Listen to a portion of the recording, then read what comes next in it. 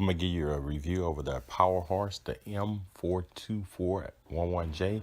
It's a 2000 watt inverter generator. This is the box that it come out of. You see it tells you the running watts and the starting watts. The starting watts is 2000 watts. The running watts is 1600 running watts. And the decibels is 52. It's supposed to be a quiet machine, so I'm taking it straight out of the box. So this is what you get when you purchase one of these Power Horses. It's a 2000 watt generator. And you can get these online or look in the description below. You can purchase one. I think it's $500 and something, so $600 after taxes. So let's go ahead and open up the box. And this is what comes in the box. Okay, you have the instructions. And you make sure you read the instructions before you start trying to mess with this generator. You see it comes with a funnel. You got a spark plug wrench. You also got a screwdriver, and you got some more cables.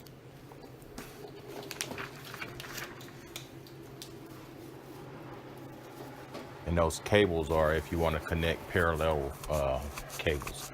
So if you want to run 2 generators at one time, instead of 2000 watts, you can get 4000 watts. Make sure you put the oil in. It comes with no oil. So I'm gonna go through the process of putting oil and gas in this thing. I'm gonna take it apart so you can see what's inside. That's the gas right there. That's where you put your gas in. And over here is where you put your oil in. Like I said, make sure you put oil in this thing before you start it up, or try to start it up. It won't start anyway because it got a safety device whenever the oil level is low. So I'm gonna take the side panel off so you can see what's inside.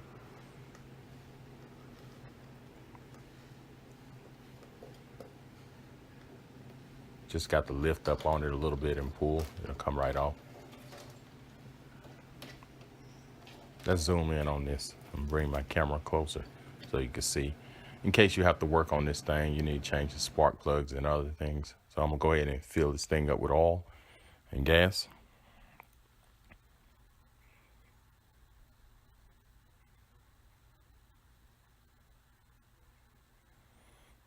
Okay, and I started this thing. It only took one pull, well, a half a pull, then one more, and it started right up.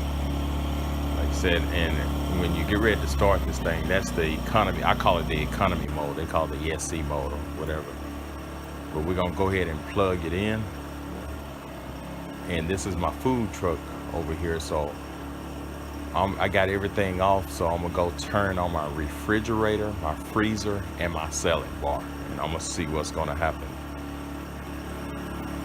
Okay, I got all 3 of them on, but you notice the compressor hadn't kicked on. And that's what caused the problems. Whenever those compressors kick on the refrigerator and freezers, it requires about maybe 1600 running starting watts. So we're gonna see what's gonna happen here.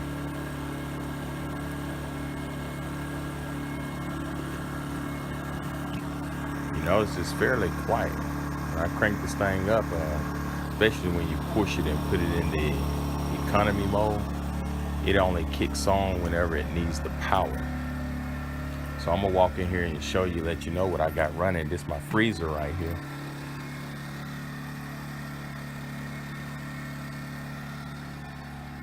And also I got my refrigerator over here, and it's running.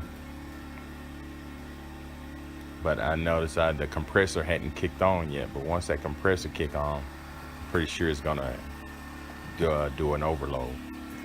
But let me go ahead and plug the salad bar in.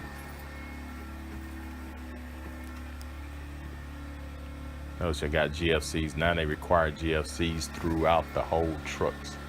So now I got the salad bar on. So I got the freezer, refrigerator, and salad bar running off of this 2000 watt generator, inverter generator, 1600 running watts. So that lets you know this is really low wattage, these refrigerators and freezers. So it's probably about 300 watts. each. But once that compressor kick on, I think we're gonna have a problem. So I'm gonna put it on this, I call it the economy mode. You notice that it's not even using that much power. There it goes, that kicked on, and it kicked the breaker, the overload. So that lets me know it's not gonna run 3. It may not even run 1 of them. You know? I tried it and it did run 1 of them. It didn't kick off. So I'm gonna turn it off. That's how you just turn it off and turn it back on if you want to turn the overload switch off. So you just got to turn it off and start it right back up, and it'll reset itself. Okay, if you want to run 2, you want more powers, you can run it in parallel series. So they give you those 2 cables, the red and black. I think it's pretty simple. You just plug it in one and plug it into the other. And then you have 4,000 watts, or that starting watts, or 3,600 running watts. Well, 16 and 16, I'm sorry, 3,200 running watts. But these are where you plug in your plugs in. You plug them right in here, and you plug the other one into the other generator. So now you will have 3,200 running watts, 16 and 16.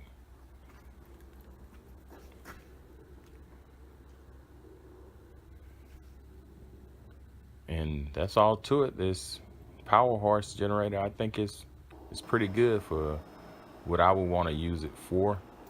You know, I just want to use it just for a backup. I have a 11,000 watt power horse, but I'm eventually get a Honda 7,000 watts, because I don't like the noise. It's a little bit too loud for me. This right here is just another backup power source that I have. I'm gonna do a review on it next time. If this video helped, subscribe to my channel and have a great day. And look in the description for purchases or things you would like to purchase.